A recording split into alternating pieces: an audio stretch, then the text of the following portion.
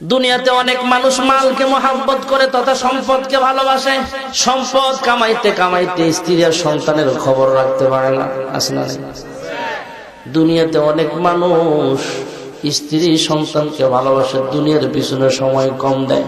দুনিয়ার মানুষ কেউ বাড়িকে ভালোবাসে, কেউ গাড়িটাকে মহব্বত করে। গাড়ির উপরে একটা ধুলাবালি পড়লো তার কলিজায় লাগে, গাড়িটা সব সময় ধুয়ে মুছে পরিষ্কার রাখে। অনেক মানুষ তার মোটর সাইকেলটাকে অনেক মহব্বত করে, ৫,০০০ টাকা চাইলে দিয়ে দিবে, কিন্তু ২ ঘন্টার লাগে মোটর সাইকেলটা দেয় না।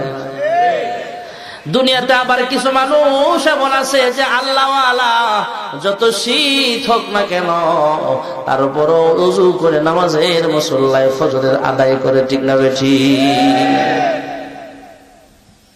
যে আয়াত তেলাওয়াত করেছি, আয়াতে এটাই আল্লাহ বলেছেন সবচেয়ে বেশি মহব্বত